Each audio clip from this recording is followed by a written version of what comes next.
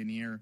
We also have other members of the team that have been working really hard in anticipation for something that we're not used to seeing, but something that can have significant impacts on the region. We do expect to see a mix of snow, sleet, freezing rain, or any combination thereof throughout North Florida today and into Wednesday morning. I think you're probably already seeing stuff in Pensacola now. The conditions are going to deteriorate here in Tallahassee probably within the next couple of hours. We are expecting snow in many parts of North Florida. The forecast now is 2 to 4 inches. It's possible you could have localized accumulation of up to 6 inches.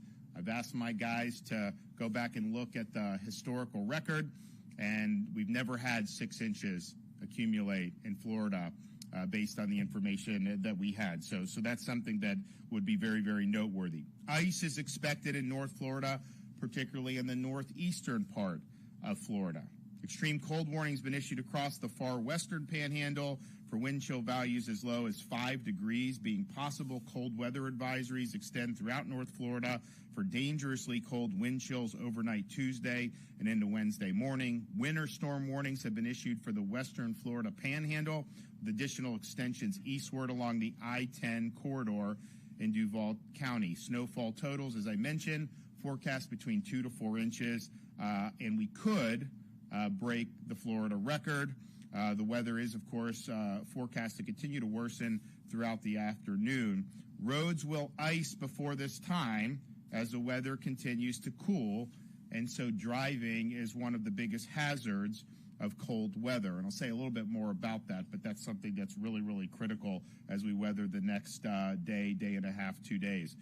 All non-essential state workers in the impacted areas are dismissed at 1 o'clock today. There are some state offices and counties in western Florida that have already closed or will be closing sooner. As of now, state offices in impacted areas will be closed tomorrow, Wednesday, January 22nd. Localities will make independent determinations about closures with respect to things that they have control over. So please listen to your local officials and your local emergency announcements. I don't have to tell anybody that we're not necessarily used to walking in a winter wonderland here in Florida. This is atypical weather for our region. Even northern Florida, which is traditionally cooler than southern Florida at this time of year, we are not used to seeing significant snow accumulation. Now, our infrastructure is designed differently than states that are used to this. I mean, if this were South Dakota, they would just shrug their shoulders. We are designed a little bit differently. Now, the state has done a lot to prepare, but I would say that you have the opportunity to just recognize that the road conditions, driving in icy conditions, can be very, very hazardous. And that's true anyways, but you also have Florida drivers, which, look, North Florida may not be the level of South Florida in terms of the driving, but when you are in these icy conditions, there's a lot that can go wrong. And if people have never driven in that before, it is just different driving in that. So we're advocating for people to stay off the roads if at all possible as these conditions continue to deteriorate. When we've had these freezes in the past, we have had some significant mishaps. I know 2012, 2018, that was before I was here, but there were some serious mishaps. Now, we have signed an executive order ahead of this anticipated weather. We are at a level 2 here at the State Emergency Operations Center. We're going to continue to work. Now, the Florida Department of Transportation has identified priority routes along I-10 and I-75 in North Florida. They've reviewed them for possible concerns like leaning trees, low electric lines. These are going to be priority corridors for pre-treatment and de-icing if necessary. FDOT did begin the pre-treatment of state-owned bridges, so over 600 bridges in the affected region for ice on Monday, and they have sprayed them for ice. They continue to renew the spray throughout the day between the rain events. Over 250 Florida Department of Transportation team members and nearly 200 pieces of heavy equipment stand ready to support with pre-stage items including de-icing chemicals, 11 snowplows, believe it or not, in the state of Florida. We're mobilizing snowplows.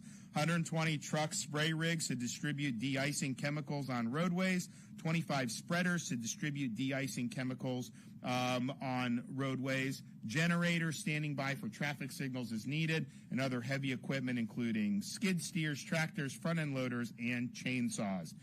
Efforts are being made to prevent freezing on movable bridges by warming gearboxes and ensuring the ability for additional bridge movements if needed during extreme cold. 40 heavy equipment items have been deployed from Central Florida to assist with operations across the northern part of the state. FDOT is working with Alabama and Georgia Department of Transportation to coordinate de-icing of shared bridges, particularly at state lines, to ensure safety and functionality. Rest areas and welcome center facilities have implemented winter weather plans and appropriate protocols to make sure those facilities remain functional. Way stations have increased staffing levels to ensure operations remain functional on our roads for commercial travel for as long as possible. FDOT Rangers have expanded overnight patrol service with a flexible approach to repositioning teams based on need across North Florida. Now, as of right now, all airports are open and operational. However, each airline determines cancellations for the flights that they are doing, and there have been cancellations that have already been issued, and we anticipate there likely will be more cancellations. And so if you're planning to fly into North Florida or fly out of over the next day, that could be something that the airlines will cancel. So just stay tuned on that, but anticipate that could happen. Several school districts across the Panhandle and Big Bend have also announced school closures in anticipation of dangerous weather conditions. For more information on school closures, go to fldoe.org/storminfo. Some counties are opening cold weather shelters. Now, it's possible you can have interruption in power. People should know that that's a possibility. I think Kevin will say a little bit more about it. We don't anticipate there being massive power outages on like a hurricane scale. I mean, we had 4.2 million without power at one point, cumulative from Milton. This would likely be a little bit more localized, but when you have freezing temperatures, you have problems with lines.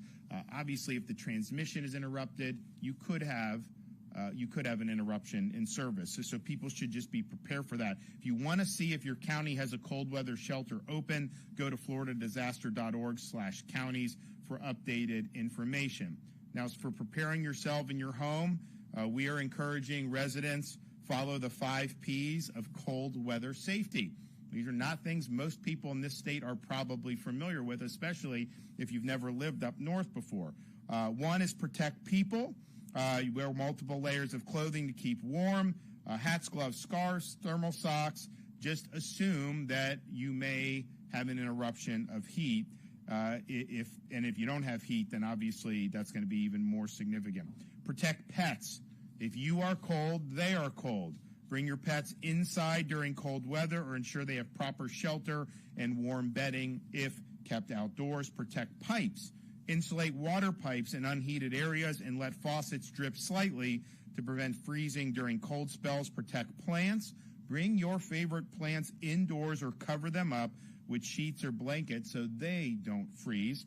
Practice fire safety. Use space heaters safely. Don't use fuel-burning devices such as grills indoors. Now, I mentioned that we could have power outages. Resources are available. We're in contact with the utilities, both the investor-owned utilities as well as the co-ops. People are ready.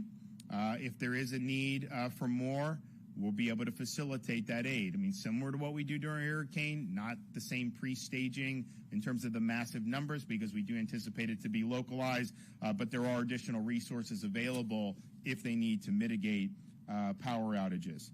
So I would stress again, if you're in North Florida, you're going to see throughout today, we anticipate tomorrow, whatever comes down is likely going to stick and stay throughout the day because we don't anticipate the temperatures getting warm enough to melt whatever is left behind. So you're likely looking at on Wednesday a snowy or icy day. Now, Jared Perdue and FDOT, they are going to be working on all state roads, bridges and the 2 interstates, and they have salt, they have plows, they have things. They're going to work to get those roads open as soon as possible, or safe as soon as possible. Your local roads is really going to be dependent on what your county does or what your city does. So you need to listen to what they're doing. If they're not doing anything to clear it or mitigate it, then that's another reason to stay off of those local roads. And so for the rest of the day today and throughout tomorrow, it's not advised to go out and be on these roadways. We've got a lot of assets standing by for the state portion of this, and they will deploy those, and they would do a good job. But you are going to have a period of time where there's going to be hazards. So avoid any mishaps on the road. And I can tell you, as somebody that was born and raised in this state, that had never seen snow in this state, when you're in that environment and you're driving, if you're used to driving in Florida, it is different. When you do the brakes, there's all these things. You can skid, you can slide. So just be very, very careful. And if you don't need to be out, just stay indoors and let it all. And it'll get taken care of. It's going to get a little bit warmer. I mean, it's still going to be pretty cold, but it'll be warm enough eventually for all this stuff to melt away. So stay informed. Monitor weather alerts for cold weather warnings. You can follow Florida's state emergency management response team. Twitter is at FLSERT. We also have, of course, FloridaDisaster.org. I want to thank the folks on our team, Jared Perdue, Kevin Guthrie, other folks who, when we saw that this was coming, whenever they started having the news of it a week or two ago, said, all right, what's the deal? What do we have for salt? What do we have for this, all this? And you've seen a lot of resources mobilized. So I thank them for doing that. This is not typically the type of disaster or emergency situation that we're used to responding to. But because of that, we're taking it seriously. And as I said, if this were South Dakota or Minnesota, this is probably something that they're just used to all the time, not something that we're used to having in the state of Florida. So we're taking appropriate precautions. Kevin? Thank you, Governor. Picking up where the governor just left off, emergency management agencies were there to prepare. And as the governor said, over the last 10 days, we have been preparing. We're now in response phase, and that is getting resources out, deployed where they need to be, getting there ahead of this event arriving. And then as we move into tomorrow and on, we'll then be in that recovery phase. So we'll do, the Florida Division of Emergency Management is the best in the country at doing that, and the Florida State Emergency Response Team will assist us in getting that stuff done. Again, thank you, Governor, for your leadership and your constant dedication to helping support me get the team ready. I'd like to start by giving a few updates on the incoming cold weather. The governor has gone through a lot of these, but I'm going to go ahead and reiterate them. Yes, snow. Nobody would have ever thought that coming out of our voices, that we'd be preparing for a snow event, but here we are getting ready for that as it's becoming an increase likely across North Florida. On the map up here we have for you guys, wanted to make sure that we pointed out, if it's in pink, that's going to be the winter storm warnings. That's your snow and your wintry weather mix. And then you could see some things as far down as Central Florida, the I-40 or the State Road 40 corridor. We did not list county by county in this particular executive order, and the reason we did that is we knew that this was going to be a widespread event. We also knew that if we have to bring resources, those resources are obviously going to have to come from South Florida. So we wanted to make sure that the governor, the state emergency response team, and myself had full access to the range of resources statewide to bring into this particular disaster. We've been conducting calls with all Florida counties. We've done several of those over the last couple of days. We have met with, as the governor's already mentioned, the independent-owned utilities as well as the Florida co-ops. I spoke with the executive director of the Florida co-ops this morning, Mike Borkland. I am concerned. You will see on some other graphics that we have, there is a significant possibility of receiving a 1/4 inch to a 1/2 inch of ice in areas that are serviced by Tri-County Electric, the Suwannee River Valley Electric, Clay Electric utilities. Those are co-ops, and we wanted to make sure that we are ready to assist them with whatever it is that they need. Most likely, as the governor mentioned, it's going to be isolated power outages, lines that have snapped. We will be able to backfeed power into some of those areas, But to get those lines back up and running, we do have crews ready and standing by to get that done. It's not 54,000.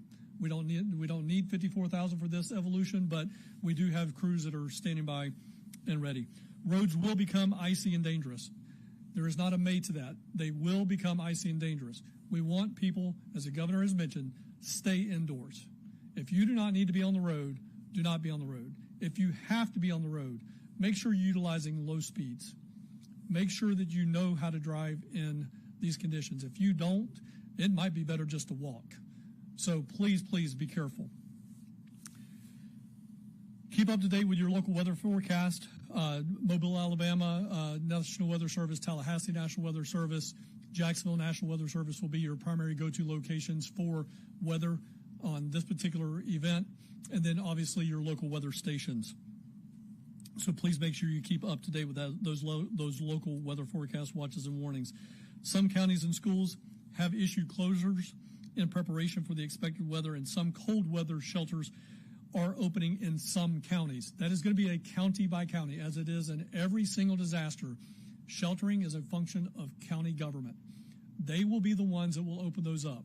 Please visit your local county emergency management website to determine if you have a cold weather shelter open in your county. Now, the state of Florida does stand by ready to assist if counties need assistance with those cold weather shelters. But again, that is a function of local government. Be sure to visit floridadisaster.org/counties for county-specific information. If you need that website, we have that listed on our website. As again, the governor has mentioned, the Florida Department of Transportation has been working for days and nights to get this ready. They had over 200 personnel that were working all night long last night, and still have hundreds of people out checking those bridges.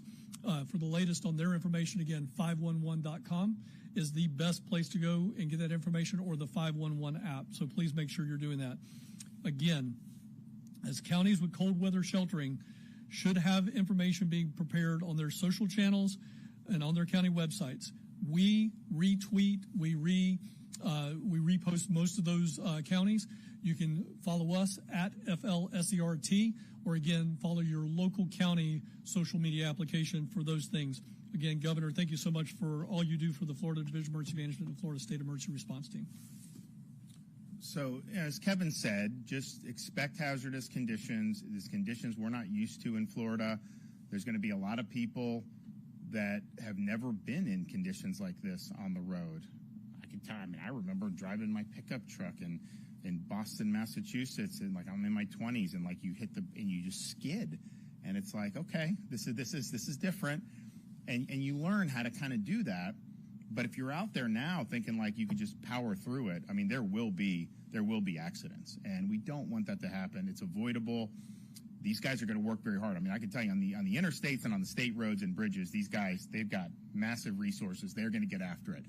We're not just going to sit here and want things to close. I mean, some of these roads may be closed. I mean, you have to listen. FDOT will put out things. Local officials may put out things. Some of that stuff could happen. But let's just be smart and be safe. On the other hand, this is something, like I think about like my kids, this is something they'll remember 40 years from now. Like I was there when we got 5 inches of snow in northern Florida.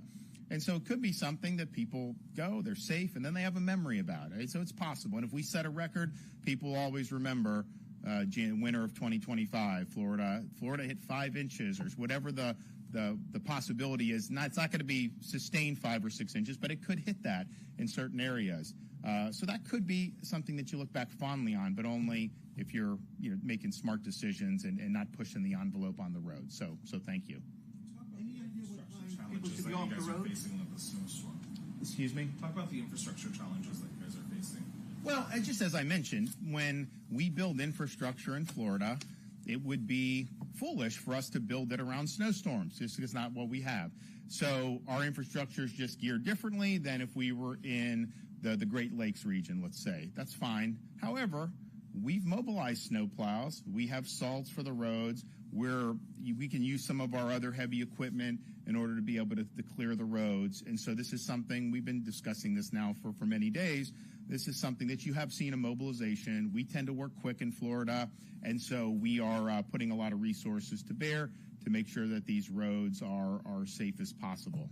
You Has the state been helping the localities in trying to get some of this infrastructure? Like, I don't know if Tallahassee has plows or salts or whatever, using beet juice.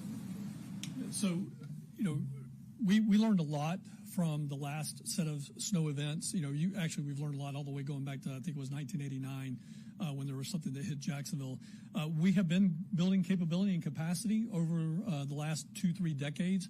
More recently, I think it was Jared Perdue was saying either 2014 or 2018 when we had to shut down the bridges over the Apalachicola and Chattahoochee rivers.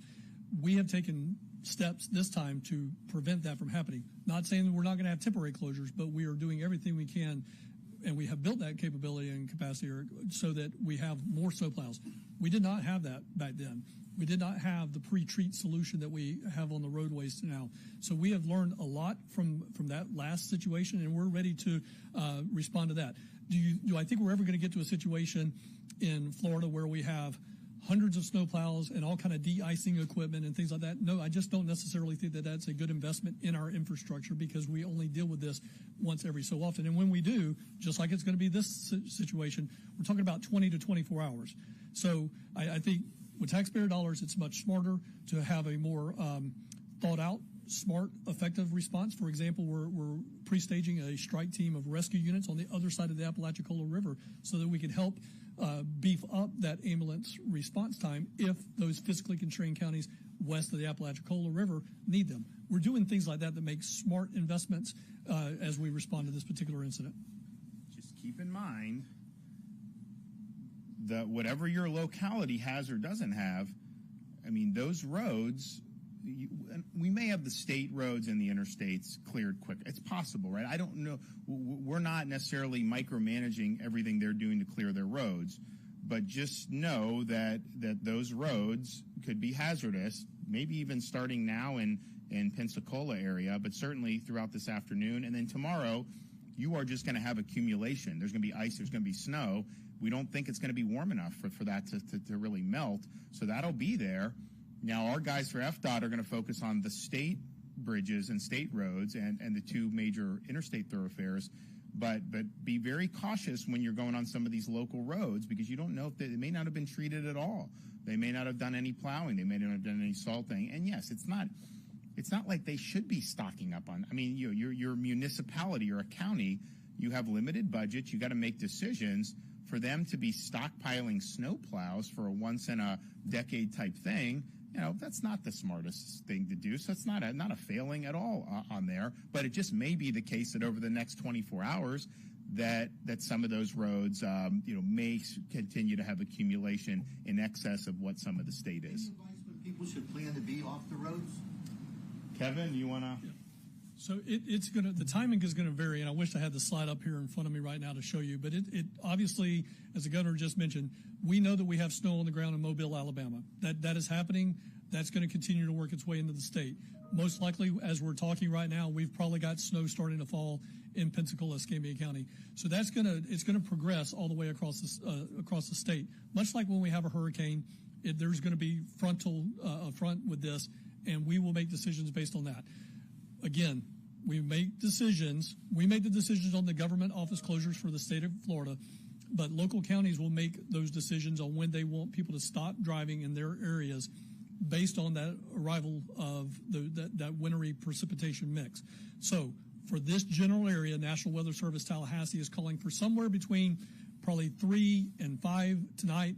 So that's why the decision was made here in Tallahassee, for us to let individuals that are in state government go home at 1 o'clock today and get those people home, off the road, and safe. Then, as the situation gets better, what we're telling our staff, again, State Emergency Response Team will be here with personnel throughout this event. But as our staff feels safe to get back to the EOC based on conditions that they're synthesizing in real time. And I know this was mentioned yesterday. I'm going to go off topic here for just a second, Governor. I know yesterday the president said something about using common sense. Well, we want people to use common sense about getting back to work. So we're going to ask for people to use their own common sense about if there's no ice on the road and conditions are safe to do so, then by all means, get back here to the EOC or get back here to your jobs. We're going to give our employees, we're going to give people that ability to use that common sense. So that's what we're asking people to do, but it'll be phased in. You will not see protective actions like you're seeing at 1 o'clock today at 1 o'clock in Jacksonville, Florida. That'll be probably later this afternoon into the early evening. For Kevin Guthrie, actually, have you spoken to President Trump or his team about leading FEMA? Well, I mean, look, if you're going to do, FEMA needs a lot of work.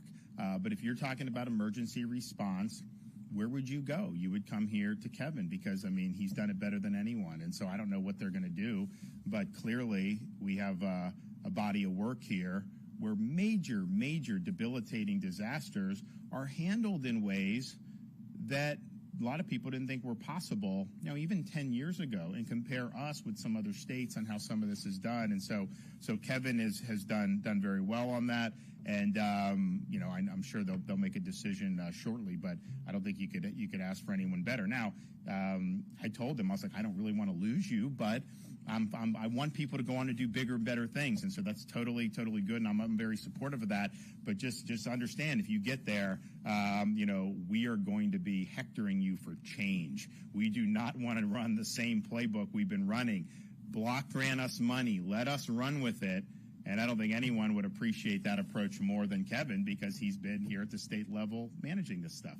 I know this is predominantly North Florida, but obviously there's still some concern out there for anybody who's in the sort of north central region. Well, it's interesting because, there's more citrus north than there was 10 years ago. So they're going to probably get, I think, in kind of the central part of the state. I spoke with some of the folks down in Hillsborough County and like Plant City about that. They think it's probably going to be okay. They have a very good harvest this year. I'm going to the Strawberry Festival again. I think it's going to be really, really good. Now's the time to buy those strawberries. I think you're going to see some good stuff. So they're all just kind of bracing, but some of those folks in that region are still reeling from Milton to a certain extent. The strawberry guys are doing well. They've got great crop. But that whacked a lot of people. So that's that. But I do think it's probably Central Florida. I don't think it's going to be sustained cold enough from what they're telling me to do interruptions. Things north, you can see differences. Is that you think that's accurate? Yeah. Have you spoken to the Speaker or Senate President about special session now that the President's executive orders are out? I anticipate doing that. I was up at the inauguration yesterday.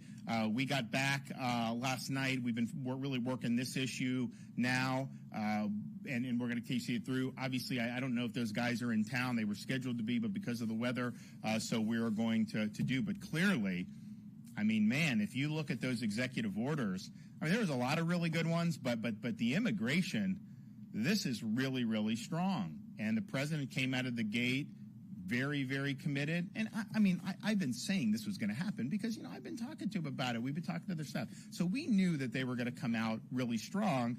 And now it's happened. President mentioned in his speech that, the states need to be on board here. I think you're going to see them go after sanctuary jurisdictions. I know that was in one of the orders, and hopefully in the budget process as well. But here in Florida, we lead in Florida. We don't wait. We don't wait to see what the political temperature is. We get out, we lead, we get the job done. We have an opportunity to make a difference on an issue that the voters have cared about really, really intently for a number of years. This is the time. How many Republicans have been elected running on the border and immigration excesses in the last 20 years? It's been like a perennial issue. So now we have an opportunity to make a real difference. We have a great roadmap, and we have a great series of proposals that we've been, and it's not just me working on that. There's huge numbers of people in the legislature that have embraced this over the years. Some of them are willing to speak publicly now. So now's a great opportunity. We have it. And then you look at some of the other things, the election integrity. If you had to say like the two issues that have animated at least the voters that sent us here as Republicans, I'd say immigration and election integrity. Those got to be two of the top three for sure. So we have an opportunity to remedy the fraud we saw with these petitions and make sure that is done. Get that done right away. And then there's some other issues that I know a lot of Floridians have cared about, the fallout from the 2 hurricanes. We responded very quickly. I think the federal government under President Trump's going to be much better at block granting money so that we'll be able to distribute to farmers, all that stuff. But we have some stuff that we can do very easily, and a lot of people say that they want to do it. Why would you wait till July 1st for that money to be available? Wouldn't you just want to get it out now and get moving? That'll help the rebuilding. And then on these condos, I mean, look, there's a lot of people that are facing debilitating assessments. And we can sit here and say, well, you know, the condos have been mismanaged for decades. Yes, I understand that. But this is a legislative mandate that was put forward from Tallahassee that is causing. So can we give them peace of mind and reform this in a way that's not going to have those unintended consequences? I think we can. And so I'm ready to do that for sure. So we'll talk to them. But clearly, I don't think you could have a stronger mandate for action on the issue of immigration than what we have right now. And Florida leads. We don't wait. We don't wait for what other states are going to do. We'll get out there. We'll lead. We'll do what needs to be done to protect our people. And then you know what will happen? Other states will follow suit. That's what happened. That's what's happened. But, you know, it's interesting. You know, the Congress, they just passed, we're going to protect women's sports. They passed the bill through the House. And I'm thinking to myself, didn't we do that like 5 years ago? We did that years ago. You look at some of the stuff where they're going after the DEI and the woke and the executive orders, great executive orders. We did that years ago where we were pioneering that. And we were doing it at a time when it wasn't as popular to do. Now it's kind of fallen out of favor. People are saying, you know, it's on the defensive. Back then it was on this surge. And we said no in Florida and really led the way on all that. So that's just how we roll here. And I know, because I know a lot of these guys in the legislature and have worked with them for years, they take pride in leading on these issues compared to other legislators. They don't go around saying we're going to wait to see what these other states do. They want to come out and do. And that's why you have people from other states that come visit Florida. People visit Kevin. Hey, how are you guys doing this? They'll visit Manny Diaz. How are you guys handling education? Tell us about that. They'll visit Jason Weed. How are you guys handling the healthcare stuff? How are you handling this? And they come and they look for the templates here in the state of Florida. So let's continue to lead. I think that we got to lead. I don't think we can be timid, and I don't think we can be passive. Would you keep calling them back if they just did that special session snub where they gaveled in, gaveled out, didn't do anything? I think you can view me as like a dog that's got you on the ankle on immigration. I am not just going to let go. We are going to get this done. And look, if they want to go on the record and actually vote down good proposals and then be held accountable by their constituents, that's one thing. But we are not just going to sit idly by. We are going to use every tool at the disposal to be able to get the job done. And, you know, the thing is, the legislature, or not the legislature, just the two leaders pointed out, you know, the governor can't pass legislation. Obviously, that's basic separation of powers. But I have constitutional authority to call them into session on these particular issues. They have a decision to make about how they want to handle that. We know how the voters want it. They want to get the job done. They want to make that happen. And so I think it's fine to kind of say, hey, the legislature, you know, we're not going to let the governor drive the train or all this other stuff. The problem, though, they have is they don't have a political mandate for that. They ran for election. How many people won a Republican primary in the last 6 years saying they were going to oppose the governor on the agenda? Zero did that. I can tell you because they asked for my picture to be in their literature.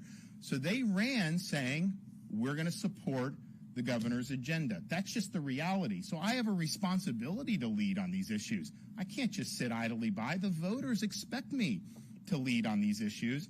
And it's always easier in politics to just say, hey, well, I'm for it, but, you know, the legislature's got to do it. If they don't do it, throw up your hands. We don't take that. We want to get the job done. So now's the time to act. I think that, you know, and I don't, you know me, I don't really cite polls or really care about the up and down, but you see this poll that came out, 85% of Florida Republicans want action on immigration now. 9% were unsure, and I think it was only like 5% or 6% said, oh, it can wait. So that is a huge, huge mandate to be able to get the job done. And it's not just like we're pulling this issue out of our hat.